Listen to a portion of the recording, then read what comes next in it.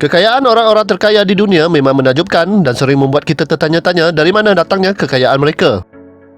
Faktor kejayaan mereka ini juga menjadi pemangkin kepada anak-anak muda untuk menjadikan mereka sebagai idola dalam bidang perniagaan. Saya dan anda juga pasti mahu menjadi seperti mereka juga, kan?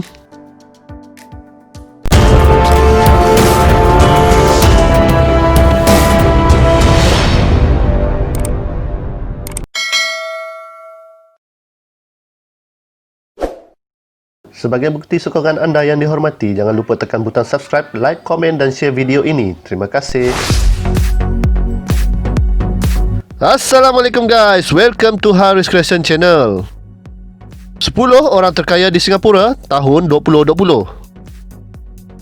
Sambungan dari video terdahulu, 10 orang terkaya di Malaysia 2020. Berikut adalah senarai 10 orang terkaya di Singapura di tahun 2020 menurut Forbes. Ekonomi merudum yang disebabkan oleh wabak telah mendorong Singapura ke dalam kemelesetan. Untuk suku yang berakhir pada bulan Jun, negara yang bergantung pada perdagangan melaporkan penurunan KDNK 13.2% dari tahun ke tahun. Walaupun terdapat 68 bilion USD pakej rancangan oleh pemerintah untuk membantu ekonomi. Individu terkaya di Singapura 2020. Pertama, Zhang Yong dan Xu Ping. Jumlah kekayaannya adalah sebanyak USD 19 bilion. Berumur 50 tahun, punca kekayaan adalah dari hasil restoran dan pembuatan. Zhang Yong adalah ketua rantaian periuk panas Sichuan, Hai Di Lao, yang dibuka pada bulan September 2018. Isterinya, Xu Ping, adalah pengasas dan pengarah Hai Di Lao. Hai Di Lao bermaksud memancing di laut dalam atau secara harfiahnya meraup dasar laut. Hai Di Lao memperoleh penjualan USD 3.8 bilion dari 768 restoran, kebanyakannya di China tetapi juga ada di US, Jepun, Korea Selatan dan Singapura. Hai Di Lao terkenal dengan hidangan pedas dan layanan pelanggan yang penuh perhatian, termasuk menawarkan manicure percuma untuk pelanggan yang menunggu.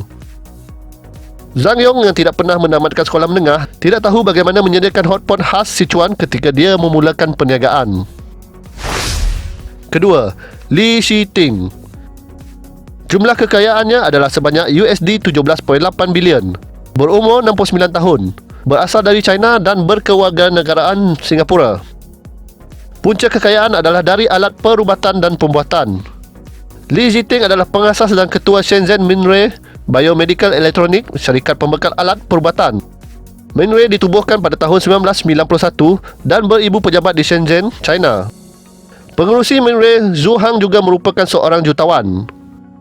Semasa pandemik COVID-19, Minray menyumbangkan alat perubatan bernilai USD 4.6 juta kepada hospital di kawasan yang dilanda teruk seperti Wuhan dan Itali. Ketiga, Goh Cheng Liang. Jumlah kekayaannya adalah sebanyak USD 14.8 bilion. Berumur 93 tahun, punca kekayaannya adalah dari perniagaan cat dan pembuatan.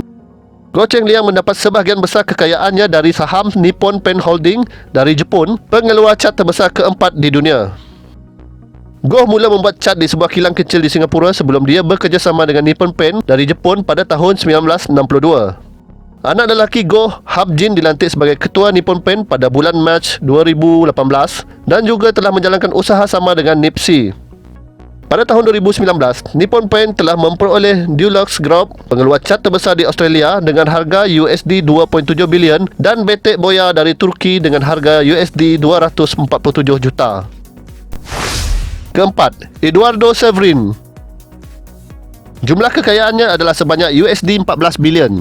Berumur 38 tahun, beliau merupakan warga negara Brazil yang menetap di Singapura sejak melepaskan kewarganegaraan Amerika Syarikat pada tahun 2012. Punca kekayaan adalah dari platform Facebook dan pembuatan. Severin adalah co-founder Facebook dengan rakan sekelasnya di Harvard iaitu Mark Zuckerberg pada tahun 2004. Sekarang, dia masih memperoleh sebagian besar kekayaannya dari saham kecil tetapi berharga di Facebook. Pada tahun 2016, beliau melancarkan dana teroka B Capital bersama BCG dan veteran Bain Capital, Rush Ganguly. Dana ini telah mengumpulkan USD 766 juta setakat ini dan melabur di firma teknologi peringkat terkini di Asia, Eropah dan Amerika Syarikat. Kelima, Robert dan Philip Ng. Jumlah kekayaannya adalah sebanyak USD 13.2 bilion. Punca kekayaan adalah daripada perniagaan hartanah. Adik-beradik Robert dan Philip Ng mengawal Far East Organisation, iaitu pemilik tanah dan pemaju hartanah swasta terbesar di Singapura. Kumpulan ini diasaskan oleh bapa mereka, Ng Teng Fong, yang berpindah dari China ke Singapura pada tahun 1934 dan dikenali sebagai The King of Orchard Road.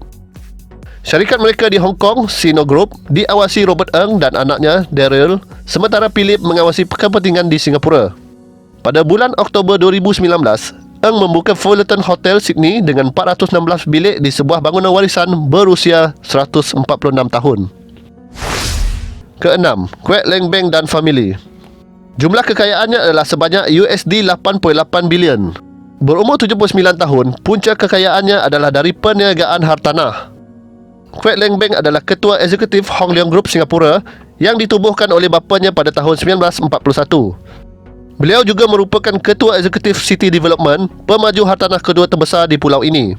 Kwek dalam usaha pengembangan luar negara dalam beberapa tahun kebelakangan ini memperoleh aset di UK, China dan Australia. Sepupunya, Kwek Leng Chan, juga tersenarai dalam 10 orang terkaya di Malaysia, memiliki dan menjalankan kumpulan berasingan di Malaysia yang juga disebut Hong Leong. 7. Forrest Lee. Jumlah kekayaannya adalah sebanyak USD 7.1 bilion. Berumur 42 tahun, punca kekayaannya adalah dari permainan dalam talian dan perkhidmatan kewangan.